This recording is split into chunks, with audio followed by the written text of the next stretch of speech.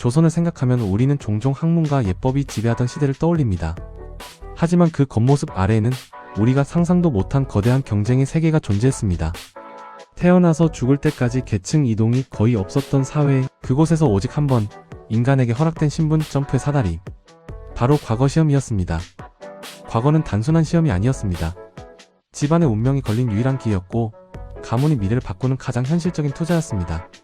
한번 합격하면 관직이 열리고 땅이 따라오고 가문은 면세와 권력의 보호막을 손에 넣었죠. 특히 문과 대과는 3년마다 전국에서 단 33명만 뽑혔습니다. 오늘날의 스카이 합격이 아니라 전국 인구 중 0.1%만 뚫는 초월적 경쟁이었죠. 이런 시험이 있다면 사람들은 어떻게 할까요? 국가 교육만 믿고 가만히 앉아 있었을까요? 아니죠. 경쟁이 있는 곳엔 늘 사교육이 생겨납니다. 조선에서도 마찬가지였습니다. 사람들은 곧 깨닫습니다. 향교? 서원? 그걸로는 절대 합격 못한다. 그래서 하나둘씩 집집마다 문을 열기 시작합니다. 사숙. 바로 조선판 대치동, 조선판 메가스터디, 시대인재의 탄생이었습니다. 역설. 사숙은 규모도, 질도 천차만별이었지만 한 가지 공통점은 있었습니다.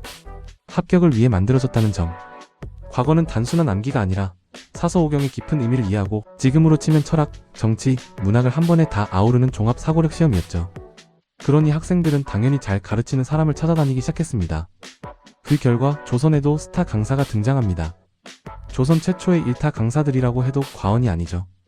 김종직, 김갱필, 이황, 이송셜. 그들은 단순히 경전을 읽어주는 스승이 아니었습니다.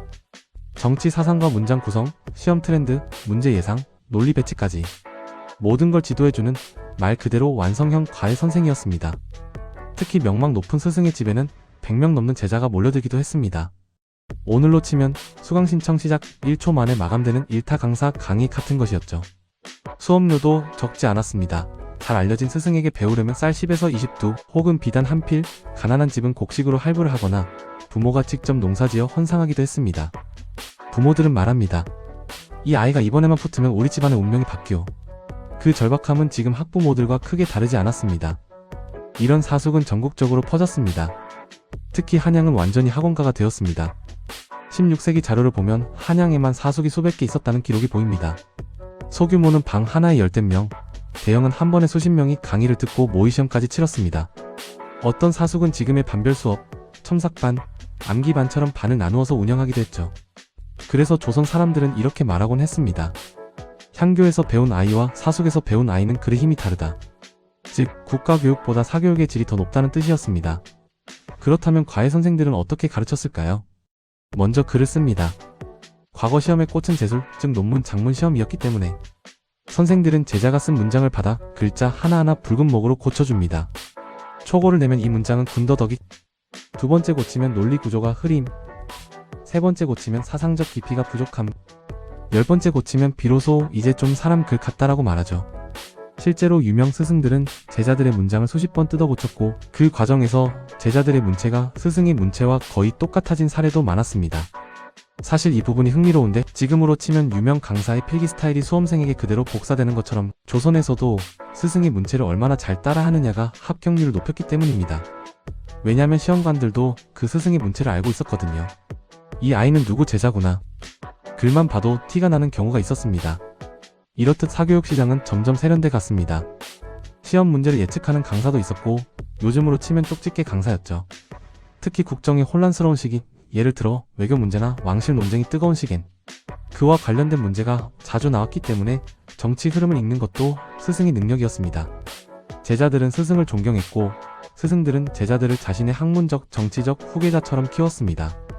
그 관계는 단순한 교육 관계를 넘어 정치 네트워크가 되기도 했죠. 살인파, 노론과 소론 같은 붕당의 뿌리도 사실 어느 스승에게 배웠느냐에서 출발했습니다. 조선 정치의 중요한 줄기 상당수가 스승과 제자 관계로 형성된 학연 네트워크 위에 존재한 셈이죠. 그렇다면 학생들은 어떤 하루를 보냈을까요? 새벽 4시 아직 캄캄한 밤, 학생은 촛불을 켜고 사서오경을 암송하기 시작합니다. 경물치지, 성의정심, 수신제가 같은 문구가 캄캄한 방 안을 울립니다. 조용한 마을에서도 새벽 어둠 속에서 외우는 소리가 여기저기 들렸습니다. 해가 뜨면 서둘러 사숙으로 향합니다. 아침 첫 수업은 대학이나 논어의 강독입니다. 스승은 한 문장을 읽고 멈춥니다. 이 한 줄에 담긴 뜻이 무엇인가? 학생들이 대답하면 스승은 한 명씩 짚어가며 해석을 비판합니다. 오전엔 암송 시험이 이어집니다. 단순히 외운 게 아니라 왜 공자가 이렇게 말했는지까지 설명해야 했습니다. 오후에는 모의 시험을 치르고 스승은 붉은 먹으로 학생들의 글을 고쳐줍니다. 문장을 쓰고 지우고 또 쓰는 반복입니다. 저녁이 되면 친구들과 함께 논제 토론을 합니다. 요즘 국정 문제를 어떻게 해석해야 할까? 수양대군의 즉위를 어떻게 평가해야 하는가? 그들은 정치 전문가도 아니었지만 학생이라는 이유로 이런 문제를 매일 고민했습니다. 밤 11시가 되면 귀가하지만 집에서는 또다시 촛불을 켜고 글을 외웁니다. 이웃들은 말합니다. 새벽까지 불이 꺼지지 않는 집이 있었으니 아마 그 집 아들이 과거 준비 중이었겠지. 하지만 이런 치열한 준비를 할 수 있었던 사람들은 대부분 여유 있는 집안의 아이들이었습니다. 사숙비용, 종이값, 북값, 교재값, 시험장까지의 숙박비, 모든 게 돈이었습니다. 그래서 가난한 집 아이는 시험장에 도전조차 못하는 경우가 많았습니다.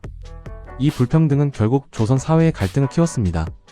양반만 시험 본다. 돈 있는 자만 글을 배운다. 사숙은 사족들만을 위한 제도다.